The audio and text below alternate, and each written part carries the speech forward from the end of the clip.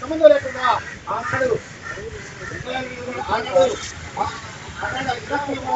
మరి ఇరాక్లో కూడా రసాయనిక ఆయుధాలు ఉన్నాయి.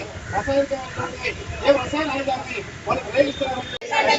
స్వతంత్ర భారత స్వతంత్ర దేశం పైన జరిగిన దాడిని ఖండించండి. స్వతంత్ర దేశమైన వెనుజులా పైన దాడి చేయడాన్ని ఖండించండి. దేశ అధ్యక్షుడిని అరెస్ట్ చేయడాన్ని ఖండించండి. ఆయుధ నిక్షేపాల కోసం వెనుజులా పై చేస్తున్న దాడులను ఖండించండి. ఖండించండి.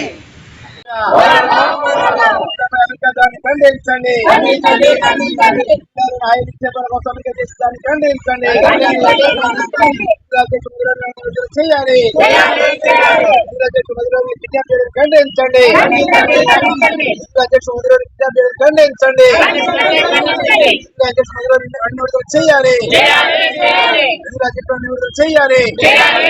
కాంక్షతో వెనుజులా మీద దాడి చేసింది. వెనుజులా సంబంధించిన దాని మీద ఆ స్వతంత్ర దేశం మీద దాడి చేసి సైనిక చర్య జరిపి ఆ దేశ గడ్డపైన ఆ దేశ అధ్యక్షుడిని అతని భార్యని అరెస్ట్ చేసి అంటే దాదాపు కిడ్నాప్ చేసి తీసుకొని వెళ్ళిపోయింది.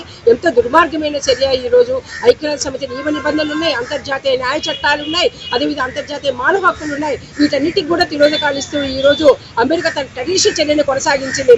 ప్రధానంగా అది చెప్పడానికి ఉద్దేశం తను కిడ్నాప్ చేయడానికి టెర్రరిస్ట్ తను అరెస్ట్ చేయడానని చెప్పింది. దానికి చెప్పిన కారణము వాళ్ళు తమ దేశంలో డ్రగ్స్ పంపిస్తున్నారు కాబట్టి నేను ఈ చర్య చేశానని చెప్పింది. అలాంటప్పుడు ఈ రోజు ఐక్యరాజ్య సమితిలో ఫిర్యాదు చేయొచ్చు, అంతర్జాతీయ వేదికల మీద మాట్లాడవచ్చు. అలాంటి వాటన్నిటిని కూడా పక్కన పెట్టి తను ఈ రోజు సైనిక దాడి చేసి ఆ దేశం యొక్క రాజధాని మీద పెద్ద ఎత్తున బాంబింగ్ చేసి ఈ రోజు వాళ్ళని పట్టుకొని వెళ్ళిపోయిన పరిస్థితి. అంటే ఇప్పుడు ఇంతకు ముందు నుంచి వాళ్ళు చేస్తున్న గొడవంతా కూడా చావేజ్ ఈ రోజు అమెరికా సంబంధించిన కంపెనీలు ఏదైతే ఉన్నాయో ఆయిల్ కంపెనీలు అక్కడ మొత్తం వెనుజులాలో వాటన్నిటిని కూడా బయటికి పంపించి జాతీయం చేశారు. వాళ్ళకి సంబంధించిన సంపద వాళ్ళకి దక్కాలని జాతీయవాదంతో వాళ్ళు ఆలోచించారు. దీని గిట్టని అమెరికా తన యొక్క బయటికి రావడానికి గిట్టని అమెరికా ఈ రోజు ఆయిల్ రిచ్ గా ఉన్న వెనుజులాని సొంతం చేసుకోవడం కోసం ఈ రోజు ఏదో బూచిని చూపించి గతంలో సద్దాం మీద కానీ గడాఫీ మీద కానీ వాళ్ళు మొత్తం కూడా ఆయుధాలు కలిగి ఉన్నారు అని చెప్పేసి వాళ్ళ మీద దాడి చేసి వాళ్ళని కూడా మొత్తం ఉరిదీసిన పరిస్థితి ఎట్లయితే ఉందో అదే విధంగా ఈ రోజు అత్యంత టెర్రరిస్ట్ చర్యలతో కూడిన విధానంతో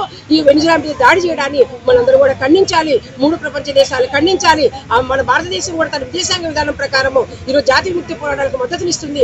ఇప్పుడు కూడా మన భారతదేశము తన విదేశాంగ విధానాన్ని అమలు చేయాలి. వెనుజులా చేసిన స్వతంత్ర పోరాటానికి మద్దతు ఇవ్వాలి. వెనుజులా మీద అమెరికా చేసిన దాడిని ఖండించాలి.